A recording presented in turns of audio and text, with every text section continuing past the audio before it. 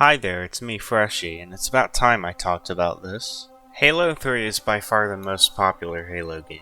Ever since I played it for the first time, I enjoyed it, but I felt it was lacking, particularly in the story. Halo 3's campaign seems to be the fan favorite, and while I can see why, I have different opinions I'd like to share. Today I want to talk about why Halo 3 doesn't live up to Halo 1 and 2, at least narrative-wise. I know some people are going to tell me that this is a negligible issue because the gameplay is so fun, but for a series with a rich universe and great storytelling, I honestly think the story is just as important. I wouldn't love Halo nearly as much as I do if it were just dumb fun. I imagine this video won't be very well received by Halo fans, considering most retrospectives praise this game like it's perfect. But this has been bugging me for a while now. I'm sure I'll also be called a 343 fanboy by some people, but I'm not. I think Bungie's worst story, Halo 3, is still better than any story of the 343 games. The first and less offensive problem with Halo 3's story is that the pacing is poor. Halo 3 is short compared to the first two games, so you'd think it would waste no time wrapping up the story, but a good third of the game is filler. Think about it. Nothing really happens until the end of the storm, so you could cut out the first three missions and have Lord Hood or someone else fill Chief in on what's happening on Earth, and basically nothing would change. In fact, it would probably be better for the plot to have Chief land on Earth during the storm. That way the player could spend more time on the Ark and fight alongside elites more often. Compare this to Halo 1, which had immaculate pacing. Every mission served a narrative purpose, whether it moved the story forward or provided context for the setting. You're never doing one objective for too long. Same thing in Halo 2. Each objective serves the plot and characters in some way. In Halo 3, the objective at the beginning is clear, but it lasts for 4 missions. I also think there should have been at least 2 more missions on the Ark. The missions that take place on the Ark are a lot of fun, but I think it had more potential as a location, considering its importance to the story.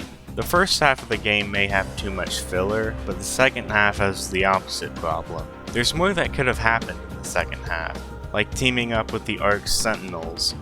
I think Halo 3 should have started on the Forerunner key ship and have the next mission be the Storm. That way the story wouldn't drag on, and we would have an explanation for why Chief failed to kill the Prophet of Truth. Speaking of whom, the Prophet of Truth doesn't seem as intelligent as he was in Halo 2. He broadcasted himself to the UNSC in Crow's Nest, telling them he was going to attack the base, which is a pretty stupid tactic. It's not a good idea to tell your enemy your next move unless you intend to mislead them. That isn't a huge problem with this story, but it does show how contrived it can be at times.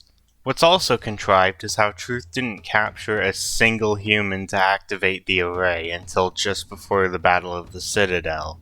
He could have easily done this just after the UNSC lands on the Ark, during his time on Earth, or during the Battle of Installation 05. He even had human prisoners on High Charity and didn't bother taking any of them to the Ark with him. And yes, he knew that he needed a human to activate the rings, because he had Tartarus capture Miranda and Johnson in Halo 2. I've heard the argument that Truth did have human prisoners before capturing Johnson, but they were killed during the Battle of the Ark.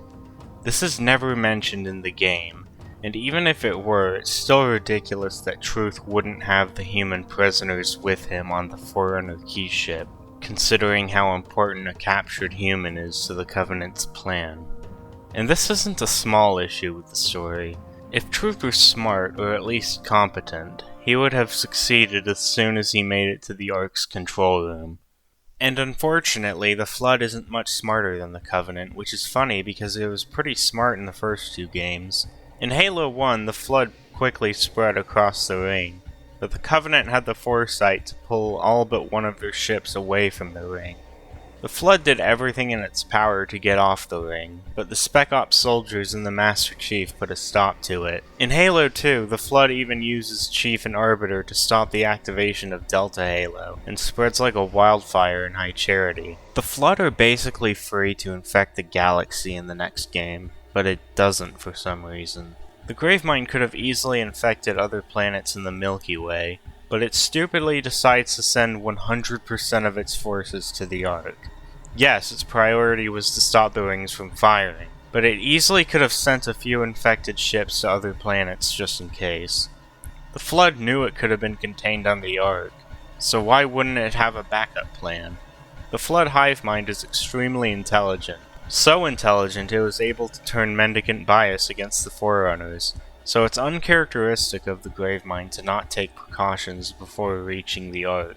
Once High Charity reaches the Ark, the Flood decides to attack the UNSC and Elites, even though they all have a common goal against the Covenant at that point, and it only decides to team up with the good guys once the rings are activated. Why does the Gravemind make these strange decisions? To add tension, of course, even if it's a terrible strategy. After the array is deactivated, the Gravemind uses its tentacles to keep Chief and Arbiter from escaping, but then it never uses these tentacles again for whatever reason, even though it could easily kill both of them with said tentacles. The Flood was not handled well in this game in my opinion because it made itself vulnerable by making poor tactical choices. On the topic of tactics, the UNSC makes some pretty stupid decisions near the end of the mission The Covenant. Miranda crashes into the control room and gets herself killed instead of using the gun on the Pelican to shoot Truth through the glass. I know she's ballsy, but this just makes her look stupid and incompetent. She could have easily requested backup to help her breach the control room. Even after she dies, no one bothers to take a Hornet or a Banshee to the control room. They just decide to do nothing about the rings being activated for the sake of adding drama to the story. Now, Johnson's death I don't mind as much because it wasn't as contrived, but it still has its issues. The main issue is that Spark now has the ability to shoot a laser from his eye, which begs the question, why didn't he use this ability in Halo 1 or 2?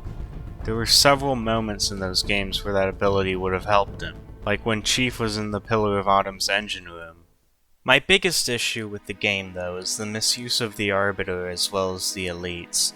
I'll admit, I'm a bit obsessive when it comes to this aspect of Halo 3, but I can't shake the feeling that they were mishandled here. In Halo 2, the Arbiter was a protagonist, just like Chief was. Arbiter's character arc and the Elite's struggle were a massive focus of Halo 2. In Halo 3, though, the Arbiter is reduced to a secondary character. He has his moments, but he isn't given nearly enough screen time compared to Chief. The same issue applies to the rest of the Elites. They're barely in the game and really only have one interesting moment in the story. They're practically non-existent in 7 out of the 9 missions, and you only fight alongside them twice. I get that a lot of fans criticized Halo 2 for playing as an alien for half the game, but not all criticism is valid. The Arbiter storyline was the best part of Halo 2's story. The Arbiter and the Elites do important things in Halo 3, like glassing Void, deactivating the second tower, and killing Truth, but that's not the problem. The problem is that their presence is heavily reduced. The story doesn't really follow the Arbiter like Halo 2 did, and that's the issue. Yeah, Arbiter helps you out every so often to remind you that he is indeed in the game, but you don't see anything from his point of view like in Halo 2, and the other Elites are absent from the majority of the game. I mean, you'll occasionally hear Shipmaster over the radio, but the Elites take a massive backseat to the UNSC, which leads to my next point. Halo 2 focused on the Arbiter and the Elites just as much as it did the UNSC, and it ended on a cliffhanger, so Halo 3 had a narrative responsibility to make good use of the Human-Elite alliance that was created in the previous game.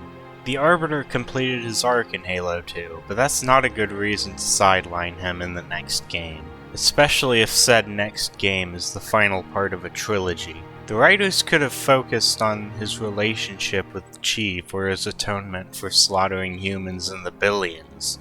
There also could have been a lot more expansion on the Human Covenant War by having more emphasis on the Human Elite Alliance.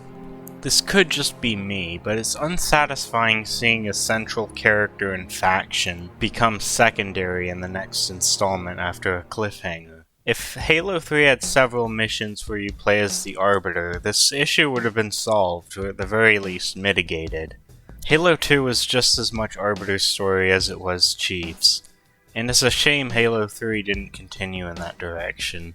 Because of all this, I don't think the Arbiter or the Elites are well represented in Halo 3. That's really all I have to say on the matter. If you have anything to add to the conversation, or if there's anything you disagree on, let me know in the comments below. I'm willing to engage in any debates about the game as long as it's civil. If you like this type of content, consider subscribing. Anyway, this is Freshy Samuel, signing off.